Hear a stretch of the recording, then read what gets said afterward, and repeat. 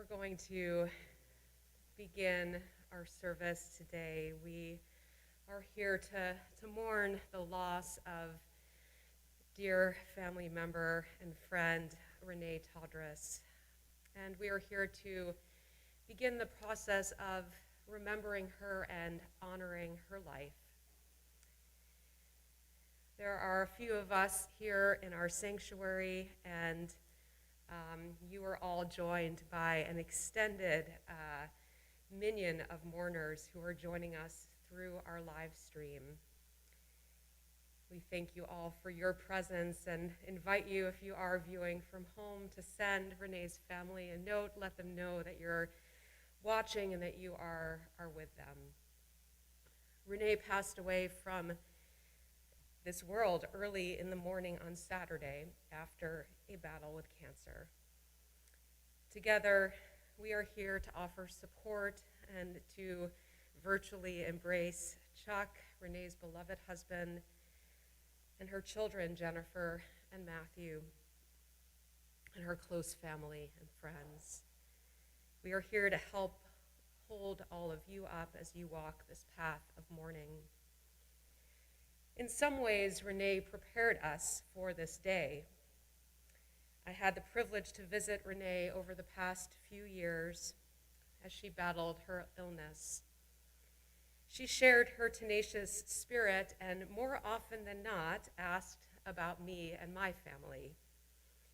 Even through her struggles, it was so clear that Renee cared about everyone else. She often spoke about her illness and, more recently, her own questions and plans for today. She wanted to know that in these different times that we're living, that she could have a proper funeral. She wanted to know that you would all be able to mourn and honor her life. She would be glad to know that you are here and tuning in. Renee cared about all of you, while Chuck and her children in hospice cared for her. Renee lived her life fully and with great spirit. She cared about this temple community, so it is good that some of us are able to be here today in this space.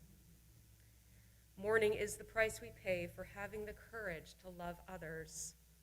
Even in grief, we know that the wonder of human life is too complex and too magnificent to be memorialized in endless pain. Even in our darkest hours, we know that some of our loved ones' light and love will always be with us, bringing comfort and courage, and in the fullness of time, healing and peace.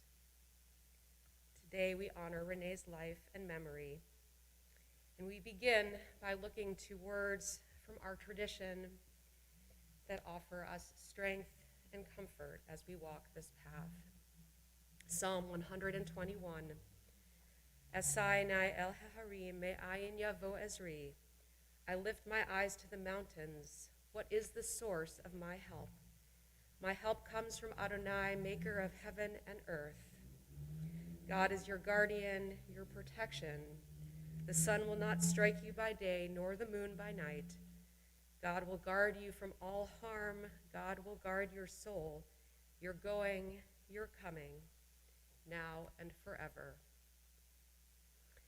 And the words from Proverbs 31, Eshet Chayil miyimsa, a woman of valor who can find. She is more precious than fine pearls. Her husband trusts in her, and so he lacks nothing. She does him good, never harm, all the days of her life. She perceives that her labor is rewarding. Her candle burns on into the night. She reaches out to those in need and extends her hands to the poor. She is clothed in strength and dignity, and she faces the future cheerfully. She speaks with wisdom. The law of kindness is on her lips. Her children rise up and bless her. Her husband sings her praises. Many daughters have done valiantly, but you excel them all. Words written thousands of years ago, but speak of the kind of person Renee was. I would invite you, if you would like, to join with me in the 23rd Psalm. God is my shepherd, I shall not want. God makes me lie down in green pastures, leads me beside still waters, and restores my soul. You lead me in right paths for the sake of your name. Even when I walk in the valley of the shadow of death, I shall fear no evil, for you are with me. Your rod and your staff, they comfort me. You have set a table before me in the presence of my enemies. You have anointed my head with oil. My cup overflows. Surely goodness and mercy shall follow me all the days of my life, and I shall dwell in the house of God forever. It is an honor to invite a few family members to share some words about Renee and words of memory by Rabbi Zub as well. We're going to hear first from Renee's daughter Jennifer, her brother Alan, and Chuck is going to share a poem, and then Rabbi Zub. So Jennifer will invite you to come up.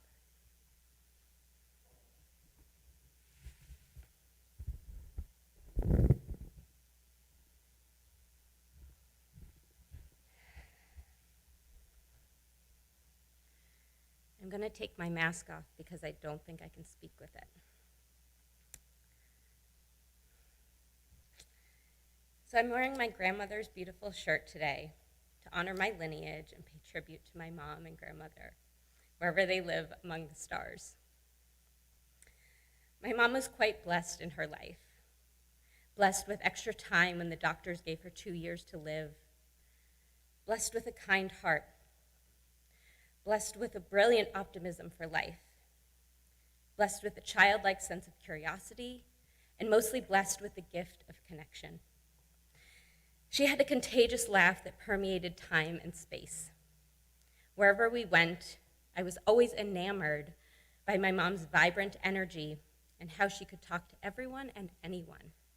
One of her most common phrases was, "Jen, let me introduce you to my new friend." And those closest to her knew most how warm and touching she was. Yes, she did make friends wherever she went, but nearest to her heart were those relationships that were nurtured and cultivated over time. My mom was a collector of beautiful people, and proof of that is the people here today and everyone watching on the other side of the screen. She touched people's hearts everywhere she went, and wanted to really know people and what made them them. You all meant so much to her. She cared for people in a way that was so magical. I started crying yesterday when I overheard my dad sharing with Regina, the CVS pharmacist who filled her many prescriptions.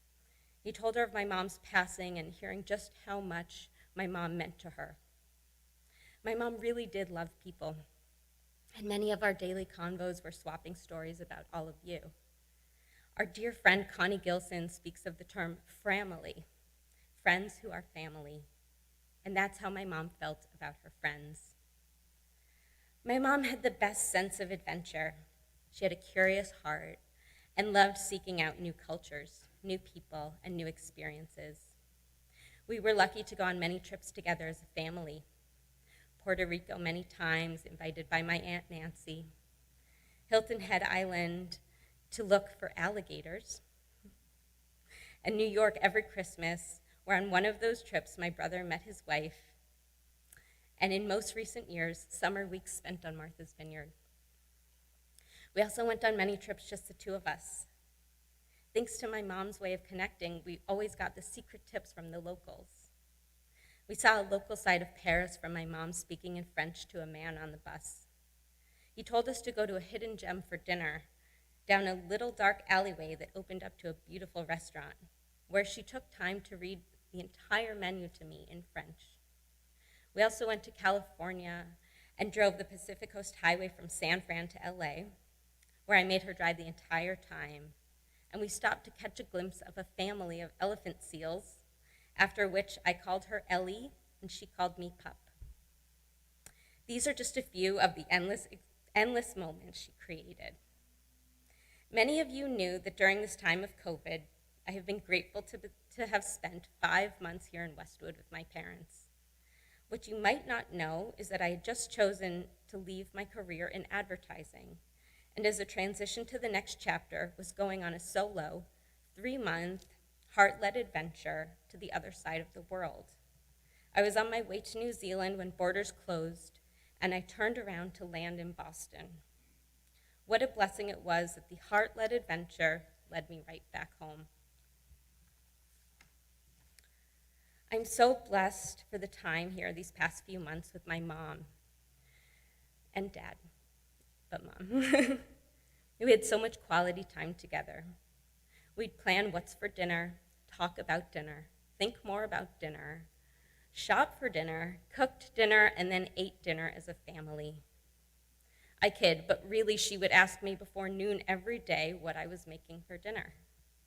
We did other things too besides dinner, including watching movies, making up songs, and long talks. But our favorite part of our time together was our daily drives to nowhere. My dad would ask, "Where are you two going?" And we'd smile and say, "Oh, we have no idea. That's the whole fun of it." We played a game called Left Turn, Right Turn, and either of us could call out to turn at any moment. We found ourselves in beautiful flower gardens, the shores of Hull, the nature reserves of Huckington, the seaside mansions of Cohasset, and seeking out the homes of the witches of Salem. We would craft up stories and visions of what people's lives must be like who live there now and long ago. And we imagined knocking on their doors to invite ourselves in for a cup of tea. We even came up with a story that we were real estate agents in case anyone stopped us as we were going super, super slow down the oh-so-private roads. My mom loved our whole family. She loved my dad very much, and it was sweet to see them take care of each other. I'm so grateful for my dad and the love and devotion he brought to their relationship. He was a wonderful caregiver, and saying he was on top of her medical care is a grand understatement. He was deeply committed to doing everything possible he could for my mom. I know she was grateful for his love and guidance day in and day out. My mom loved her family, and it lit her up to spend time with my brother Matt and his wife Arlene, who she loved as her own daughter. She loved Arlene's mom Nina and Arlene's brother Dennis, and she got to be a grandmother to their 2 children, Jack and James, 2 adorable little love bugs. She would sing songs to them, and no matter what toy they were playing with or chewing on, they would stop in their tracks and look up and listen to her serenade them. My mom loved her brother Alan and sister-in-law Susie so much. She would go home from a connected dinner with them, just sharing how wonderful they are. And my mom loved me too, and the feeling was mutual. She always made time for me. I was her daughter, and yet we were also best friends. We laughed together constantly, made up songs on the regular, and shared a deep love of life. She taught me how to cherish people and take pride in connections. She taught me how to seek out adventures in every turn, and she modeled what true compassion looked and feels like. We were and are deeply connected in many ways, and I'm going to miss her dearly. To close, I'll share a poem that I wrote for my mom a few weeks ago. How do I say goodbye? Do I whisper it softly? Do I show it in a tear? Do I let the absence of words turn minutes into hours, into another endless lifetime? Do I ask the angels to say it for me? Do I hold my heart and hold hers and just say thank you? Thank you for choosing me as your daughter. Thank you for choosing to be my mom. Thank you for carrying me. Thank you for holding me. Thank you for saying sorry. Thank you for opening the door to conversation and for being willing to hear the hard. Thank you for teaching me how to drive in the snow, the rain, and the sunshine. Thank you for showing and teaching me love and laughter. Thank you for showing me feminine fierceness. You always make life an adventure and worth living. Thank you for fully living and loving and singing to the stars. I love you, Mom.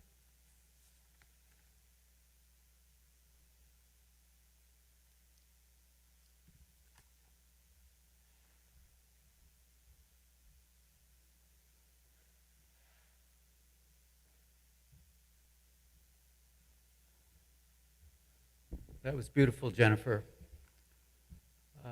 Before I start with some of my thoughts, I wanted to share special feelings for my wife, Susie. Quote, I've known Renee since I was 20 years old. When I reflect back on her life, I have always admired how she was able to influence people in such an endearing and empowering way. She wasn't combative or controversial, but rather was able to persuade whomever she was speaking to in a way that led to that person coming around to give her what she was seeking or asking. The respect that she has gained from so many is just one example of her charm and devotion that filled the hearts of those whom have known her over the years. Her footprints will forever be on my heart. I love you, Renee, and will miss you so very much. Love, Susie. When I think of my sister, it's one of an extremely special person in my life that, as you've already heard, was totally committed to her family, established cherished lifetime bonds with friends from this community and from all parts of the world. Additionally, unfortunately, I've come to see her as both a cancer patient, but also, and most importantly, a cancer warrior. The fight that she and Chuck waged with the help of Dana Farber under the beautiful care and diligent care of Dr. Alexi Wright was one I admired and greatly respected, because many times she could have easily resigned herself to a shorter lifespan, but her determination, incredible fighting spirit said otherwise. This, of course, was greatly impacted by the love and attention always provided by Chuck, who was the ultimate caregiver and provider. I have many memories of our lives together, as she was instrumental in establishing Susie and I in the greater Cambridge, Boston area by first allowing me to crash, first at her apartments in the 70s in Cambridge, of course overstaying my time, and then later in life at her Westwood home when really Matthew was just a young baby. I stayed there for several months until Susie and I were situated in Millis. You know, I always wanted to live near my big sister. Earlier as a teenager, growing up in the Woodstock 60s generation, Renee and I enjoyed listening to music together and, of course, taking in all the activities of that era. But there was one special experience I'd like to share with you that stands out. I attended the 3-day Woodstock Festival with one of my best friends, Mark Schaefer. But sadly, with almost 600,000 people in attendance, literally no control over crowds, things going crazy, it was my most unfortunate luck to have my car stolen, I thought, out of the spot I had parked on the side of the road. After I dejectedly returned home without the car to Springfield, New Jersey by bus, it was only due to Renee's persistence and determination that led us back to the deserted site, rummaging all over the countryside of New York and farmlands upstate New York. And after many hours and many escapades to try to find out where maybe this car was still there, to our incredible delight, there it was, the green Chevy car, sat alone on a rural farm plot. We were incredibly happy to locate it because, first of all, I avoided a huge punishment and the embarrassment of losing my mom's car. And it was only because of Renee's ingenuity and perseverance that we got it.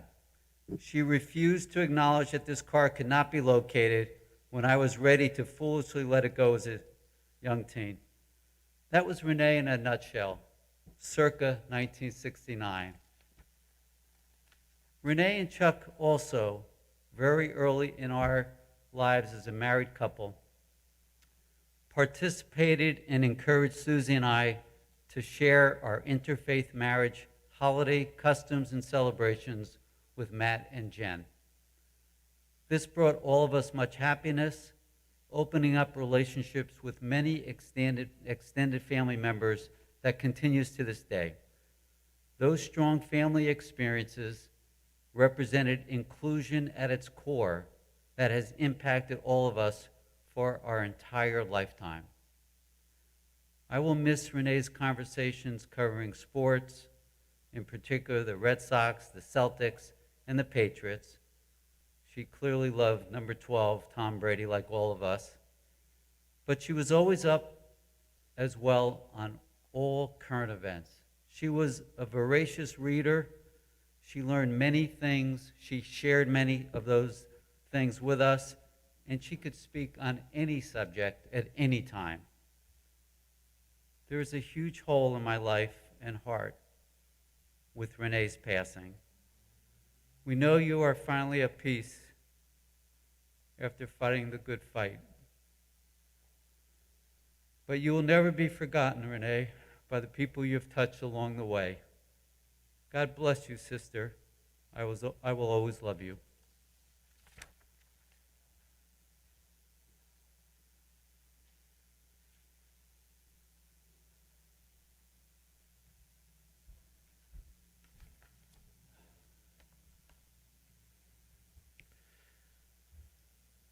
Birth is a beginning. Birth is a beginning and death a destination.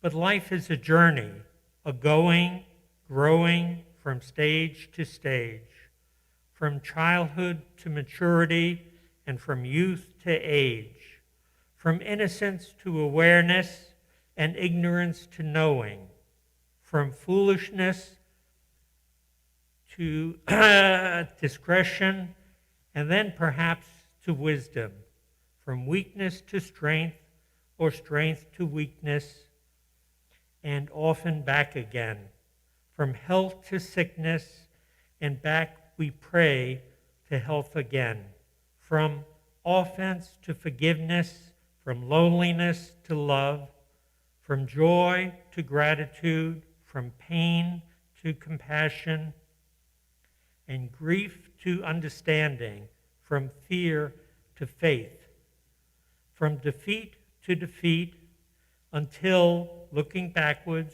or ahead, we see that victory lies not at some high place along the way, but in having made the journey, stage by stage, a sacred pilgrimage. Birth is a beginning and death a destination. But life is a journey, a sacred pilgrimage made stage by stage, from birth to death to life everlasting.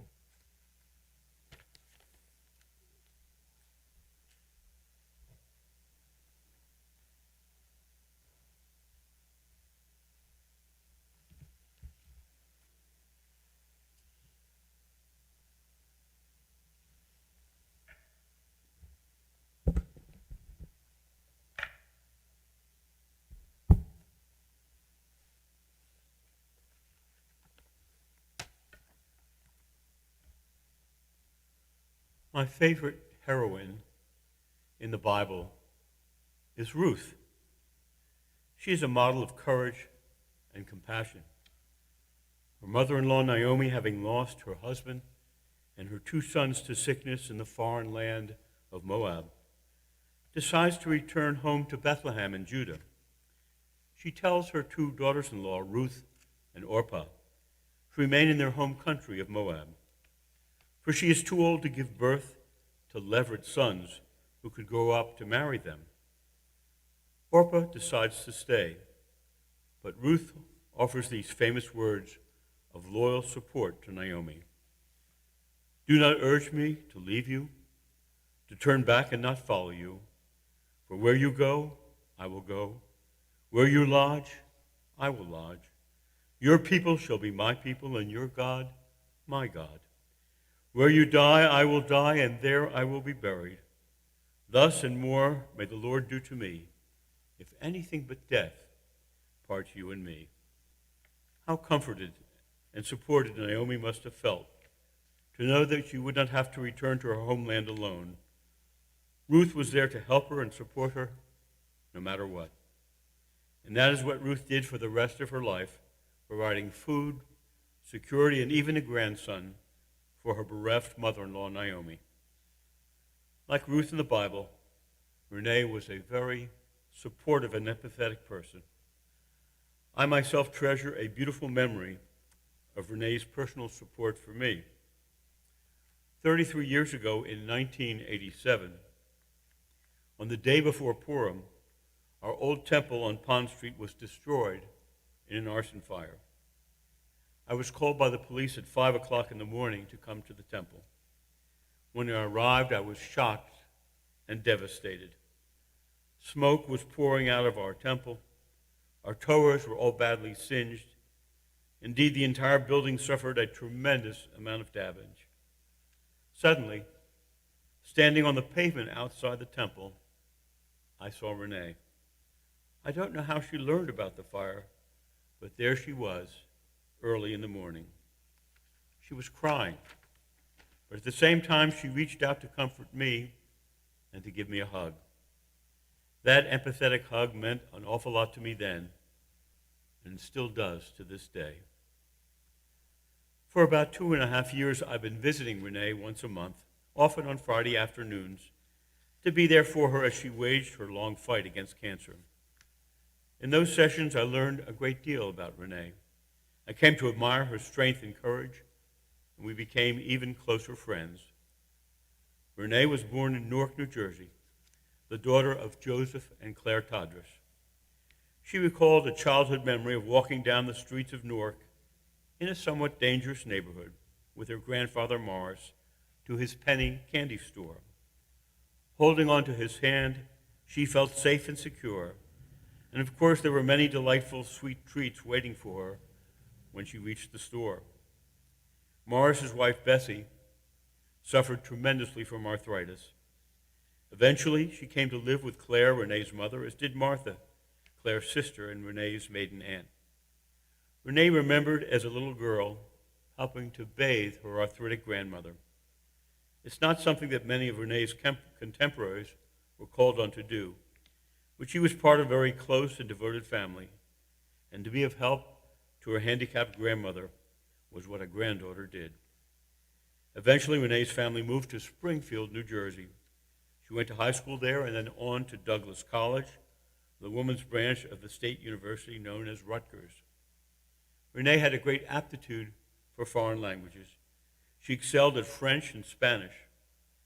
Upon graduation, she came to Boston and taught those Romance languages at Meadowbrook Junior High School in Newton.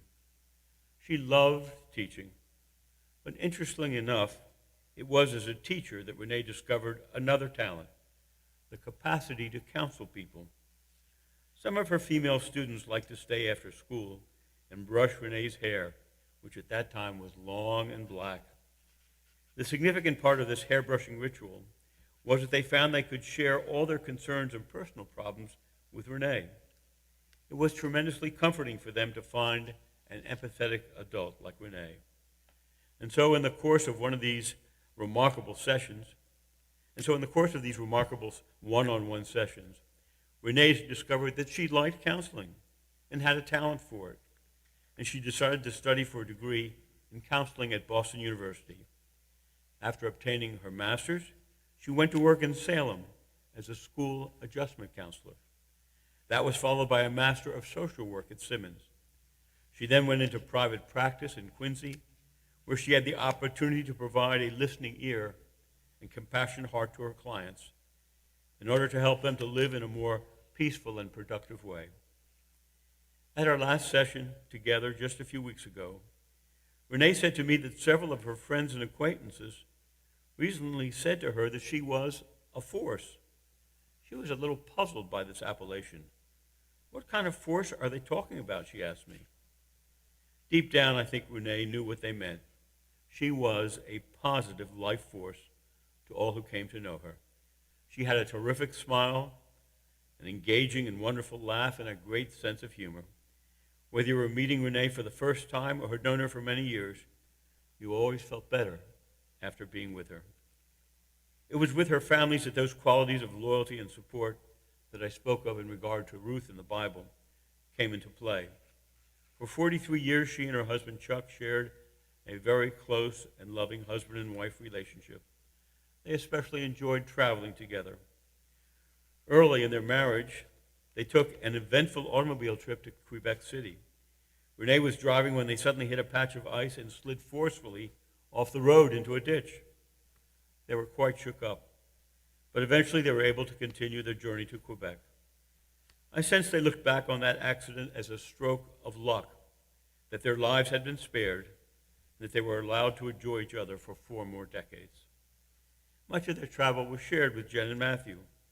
They enjoyed family vacations to Chatham and Hilton Head, as well as a visit to the Grand Canyon. They also loved to spend time with each other and their children at their summer home on Martha's Vineyard. I particularly want to commend Chuck for his support of Renee during her long struggle with uterine cancer. He was there for her not only to give her love and support, but as a doctor, he was able to make sure that her physicians were providing competent care. When she was initially diagnosed, much to Chuck's dismay, her doctor told her that she only had 2 years to live. Renee surpassed that physician's sentence by living for 8 years. Ever hopeful, they went to New York for 6 months for a trial treatment that did not in the end succeed. They also went to Yale and to Houston for other potential new treatments, but these too did not provide a path to recovery. During this period, Renee had several operations and numerous chemotherapy treatments, but Chuck was always at her side to support her. Living with a spouse who was suffering from ill health for an extended period of time is a very difficult thing to do. But Chuck never complained. He loved Renee, and his love was surely important in prolonging her life. Ultimately, Renee's great love of life and her determination to be there for Chuck and Jen and Matthew as long as possible contributed to her living far beyond her initial prognosis. Renee was a wonderful mother to Jennifer and Matt.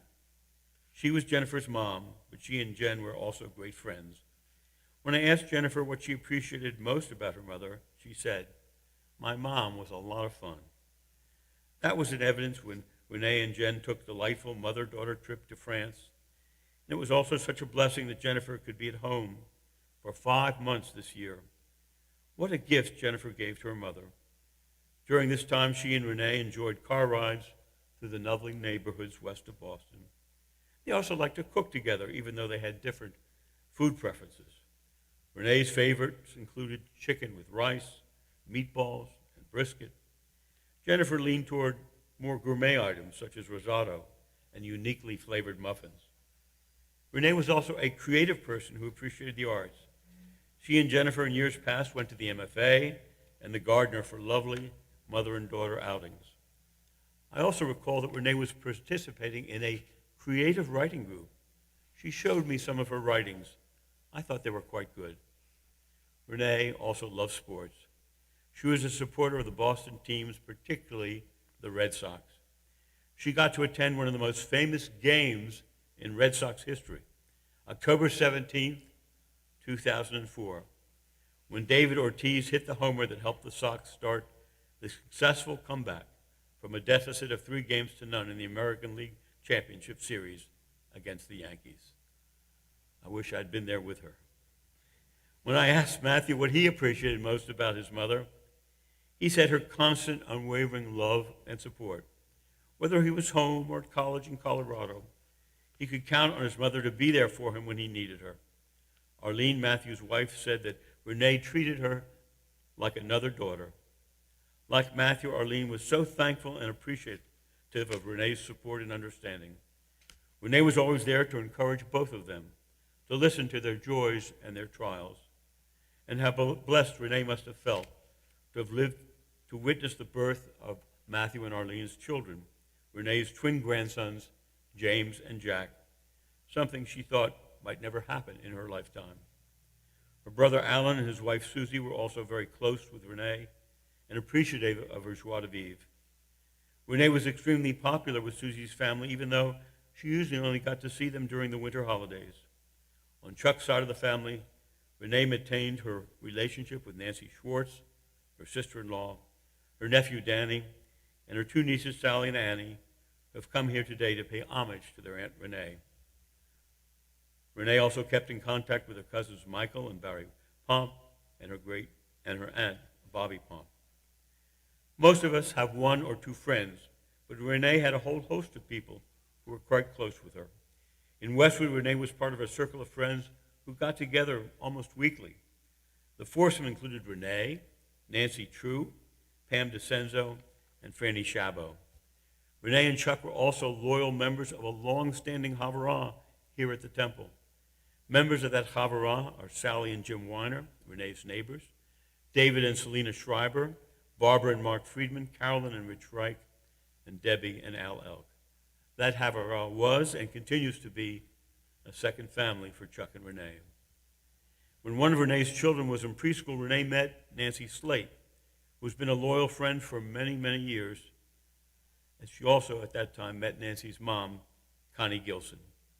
When one has as many good friends as Renee, there has to be a reason.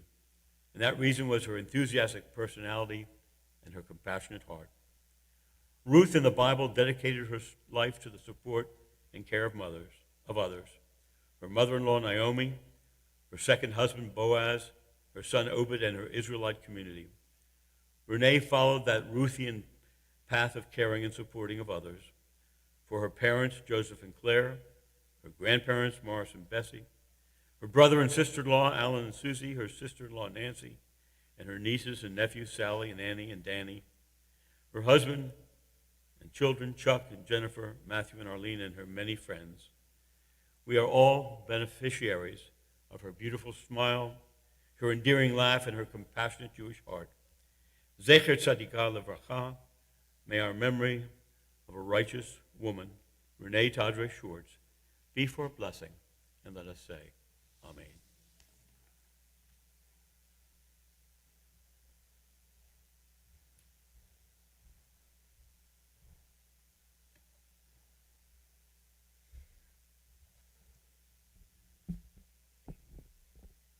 When I first started visiting Renee on that first visit, and as she was thinking about this inevitable day, one thing she made clear was that Rabbi Zub was going to deliver her eulogy. This was very important to her, and as always, Rabbi Zub rises to the moment of portraying Renee's life with such beauty, and to Jennifer and Alan and Chuck for your loving stories. We thank you as well. I hope that you can all take comfort in these memories. I also do bring condolences from Cantor Emerita Louise Treitman. She wished she could be here to offer her voice and song. Our tradition teaches that love is stronger than death. Renee's spirit and love were so strong even when her body was no longer. You can still feel her love and spirit with you in the days ahead. Her legacy and life live on in all of you. This is what we will hold on to. In a moment, I'm going to offer the El Malei Rachamim prayer. This prayer asks that Renee's soul will rest in peace. Following this prayer, I'm going to invite those who are here with us in person. We are going to make our way to Sharon Memorial Cemetery for burial. Temple Beth David is asking that we not gather inside following our service, but that we make our way to our cars. The restrooms are open, and we just ask one person at a time as we are abiding by COVID guidelines these days. Invite all of you who are with us through live stream to continue to mourn and remember Renee. We will have a Shiva service this evening at 7 p.m. through Zoom. You can register for that, and you'll receive the link to to join. There's also an electronic prayer book that you can access, and we'll join together in prayer this evening. We will also be reciting Renee's name for Mourner's Kaddish starting this Shabbat at Temple Beth David. Lastly, I would just invite those who would like. The family has requested that donations can be made in Renee's memory to Dana Farber Gynecological Oncology Department. If you are able, I invite you to rise at this time.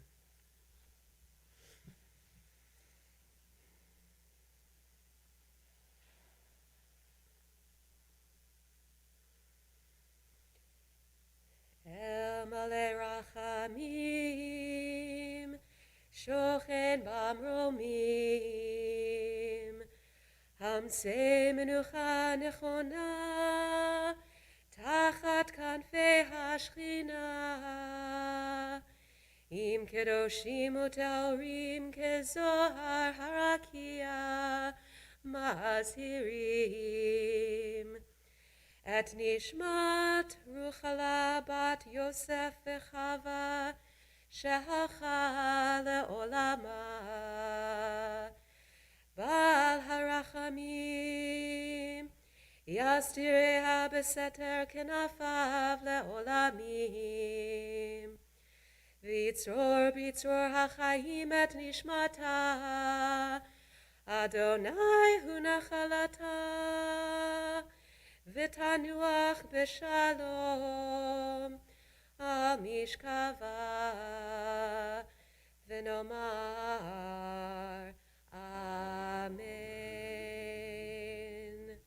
Compassionate God, eternal Spirit of the universe, grant perfect rest in your sheltering presence to Renee Todres, who has entered eternity.